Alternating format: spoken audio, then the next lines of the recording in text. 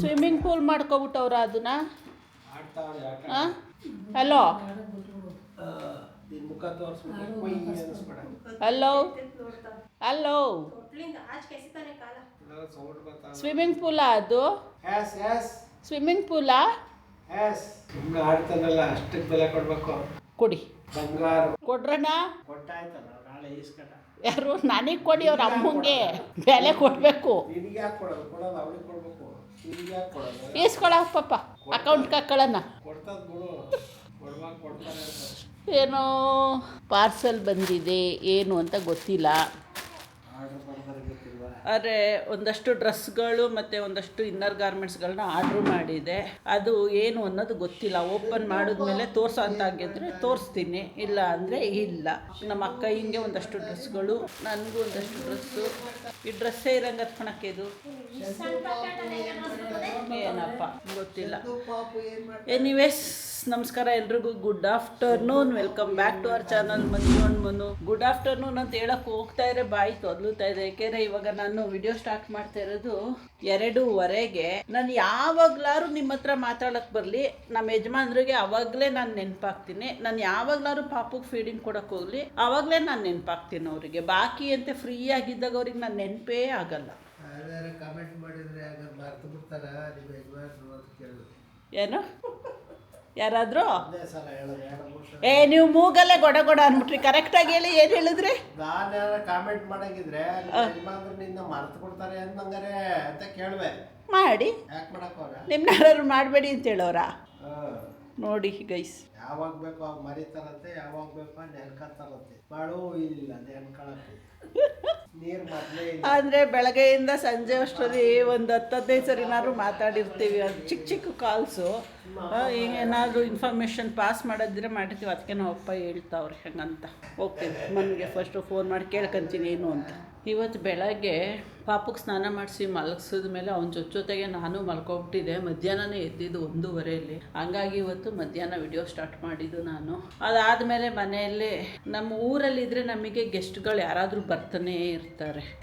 ಗೆಸ್ಟ್ಗಳು ಅಂತಾನೆ ಎಲ್ಲ ಪರಿಚಯದವರು, ಅಕ್ಕಪಕ್ಕ ಊರವರು, ರಿಲೇಟಿವ್ಸು ಯಾರಾದರೂ ಒಬ್ರು ಇದ್ದೇ ಇರ್ತಾರೆ. ಫೋನ್ ಕಾಲ್ ಬರ್ತಾ ಇದೆ. ಹಲೋ, ಅದೇ ಬನ್ನಿ ಅದೇ ಮನೆ. ಸ್ವಿಫ್ಟ್ ನಿಂತಿರೋದೇ ಮನೆ. ಎಲ್ಲಿದ್ದೀರಾ ನೀವು? ಹಾಂ, ಅಲ್ಲಲ್ಲ ಸರ್, ಲಾಡ್ಜ್ ಆದಮೇಲೆ ಬರುತ್ತೆ ನೋಡಿ. ಅಲ್ಲೊಂದು ಇದು ಇದೆ, ಎಲೆಕ್ಟ್ರಿಕ್ ಪೋಲ್ ಇದೆಯಲ್ಲ. ಹಾಂ, ಲಾಡ್ಜ್ ಕಾಂಪೌಂಡಿಗೆ ಎಲೆಕ್ಟ್ರಿಕ್ ಪೋಲ್ ಇಲ್ವಾ? ನೀವು ಆ ಕಡೆ ಸಿಮೆಂಟ್ ರೋಡ್ ಹೋಗಿದ್ದೆ. ಈ ಕಡೆಗೆ ಬನ್ನಿ. ಫ್ರಿಡ್ಜ್ ಮೆಕ್ಯಾನಿಕ್ನ ಕರೆಸ್ತಾ ಇದ್ದೀವಿ.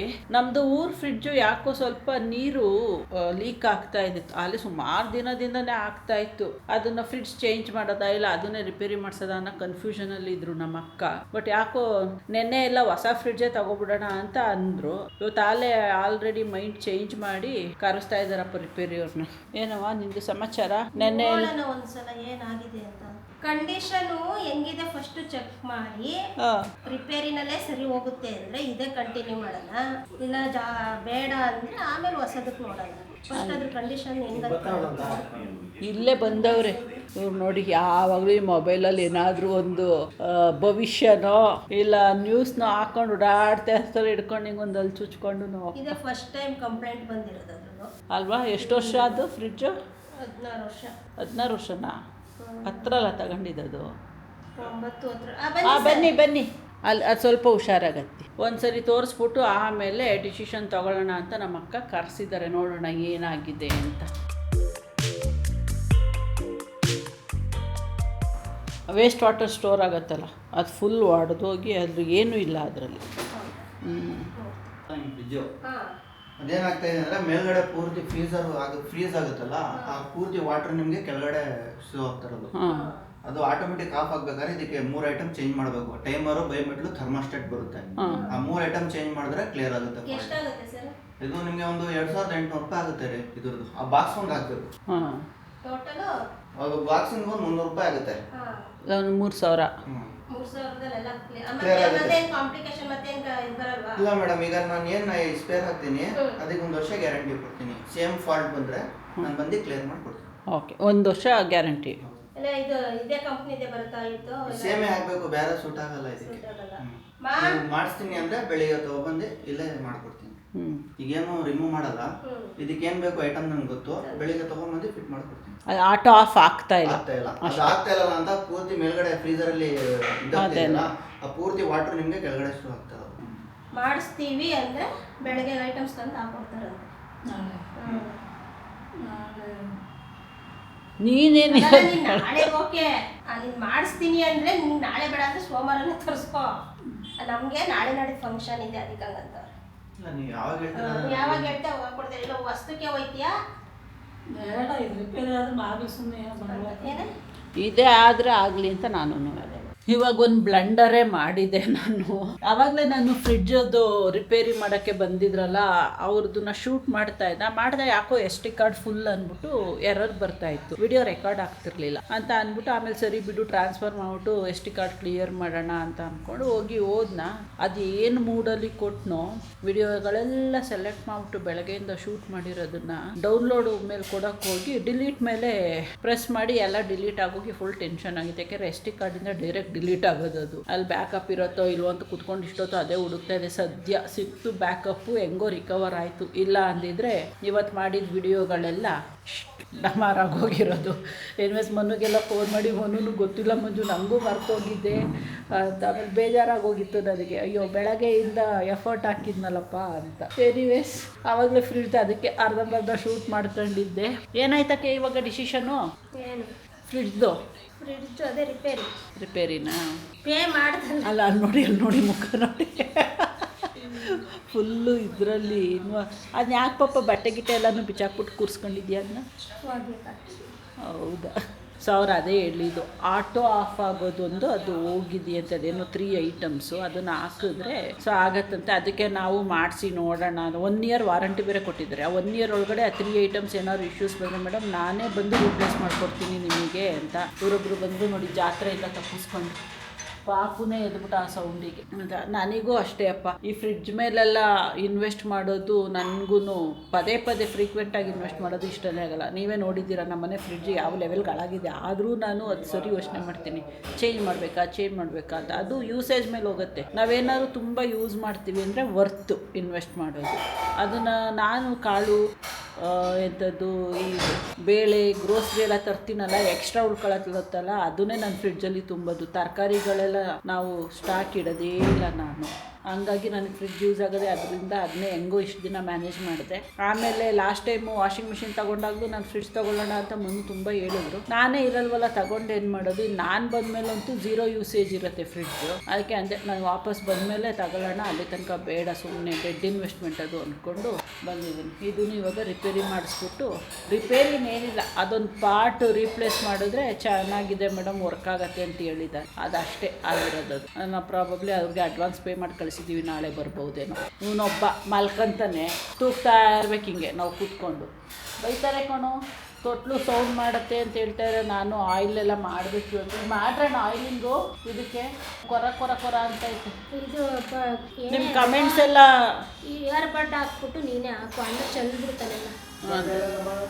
ಬಟ್ ಅಲ್ಲೇ ಐತೆ ನೋಡಿ ಮೇಲೆ. ನಿಮ್ಮ ಕಮೆಂಟ್ಸ್ ಎಲ್ಲ ನೋಡಿದೆ. ಆ್ಯಕ್ಚುಲಿ ನೀವು ಹೇಳೋದು ಕರೆಕ್ಟೇ. ಇದು ತೊಟ್ಲು ಮೇಲೆ ಇನ್ವೆಸ್ಟ್ ಮಾಡೋದು ಪುನಃ ನೋ ಅಡ್ವೈಸಬಲ್ ಅಲ್ಲ ಅಂತ ಹೇಳಿದ್ದೀರಾ. ಅದನ್ನು ಏನು ಅಬ್ಬಬ್ಬಾ ನೀನು 1-1.5 ತಿಂಗಳು ಮಲಗಿಸಿ ಬೆಟರ್ ಜೋಲಿ ಕಟ್ಟೋದು ಅವನಿಗೆ. ನೈಟ್ ಟೈಮು ಪಕ್ಕದಲ್ಲಿ ಮಲಗಿಸ್ಕೊಳ್ಳೋಕ್ಕೆ ಭಾಳ ಟ್ರೈ ಮಾಡ್ತಾಯಿದ್ದೀನಿ. ಬಟ್ ಅವ್ನು ಏನು ಬೆಡ್ ಮೇಲೆ ಹೋಗ್ತು ಅಂದರೆ ಎಂಥ ಡೀಪ್ ಸ್ಲೀಪಲ್ಲಿದ್ದರೂ ಎದ್ಬಿಡ್ತಾನೆ. ತೊಟ್ಲಲ್ಲಿ ಮಲ್ಕೊಂಡಿರೋ ಆರಾಮಾಗಿ ಮಲ್ಕೊಂತಾನೆ. ಅದಕ್ಕೆ ಯೋಚನೆ ಮಾಡ್ತಾಯಿದ್ದೆ ಅಷ್ಟೇ ನಾನು.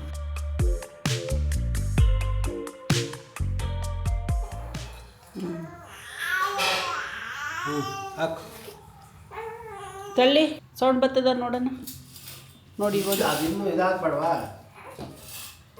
ನೋಡಿ ಒಂಚೂರು ಸೌಂಡ್ ಬರ್ತಾ ಇಲ್ಲ ಈಗ. Thanks for the tips.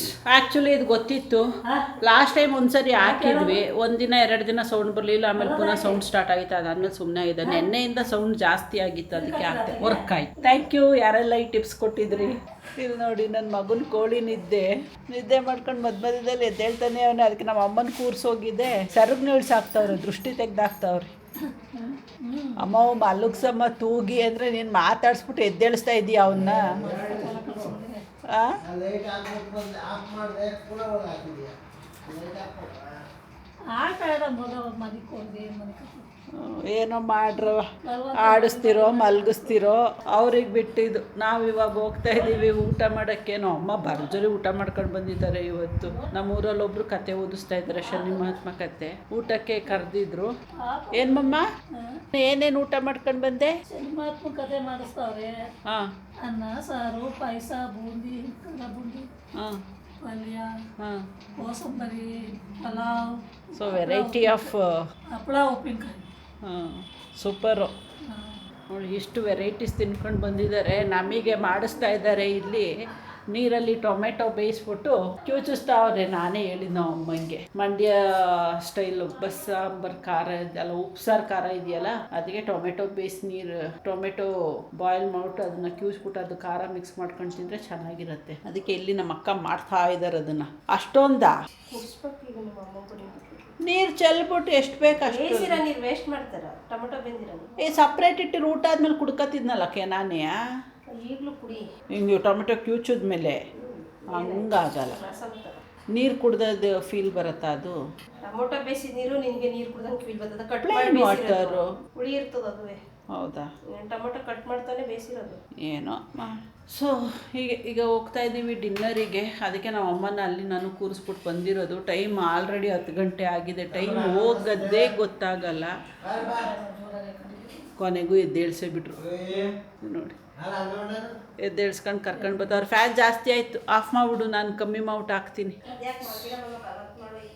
ಅವನು ಎದ್ದೇಳ್ತಾನೆ ಅವನೇ 5 ನಿಮಿಷಕ್ಕೂ ಹ್ಞೂ ಅದೇನೆ ಕಲ್ತ್ಬಿಟ್ಟವನೇ ಅವನು ಇವಾಗ ನಮ್ಮ ಅಕ್ಕ ಹೇಳ್ತಾ ಇರೋದು ಕಲ್ತ್ಬಿಟ್ಟವನಂತೆ ನಾವು ಕಲ್ತ್ಬಿಟ್ಟವನೇ ಇವಾಗ ಅವನು ಎನ್ವೇಸ್ ಹೀಗಿತ್ತು ಹೋಗಿ ಊಟ ಮಾಡಿಬಿಟ್ಟು ನಮ್ಮ ಡ್ಯೂಟಿ ಕಂಟಿನ್ಯೂ ಮಾಡ್ತೀವಿ ಸಿಗೋಣ ನಾಳಿನ ವಿಡಿಯೋದಲ್ಲಿ until then take care bye Moving like it's an emergency. We gotta check out, it's close to 11, so baby ride it with some urgency. I'm just here for the fun part, cause I'm good on the money part.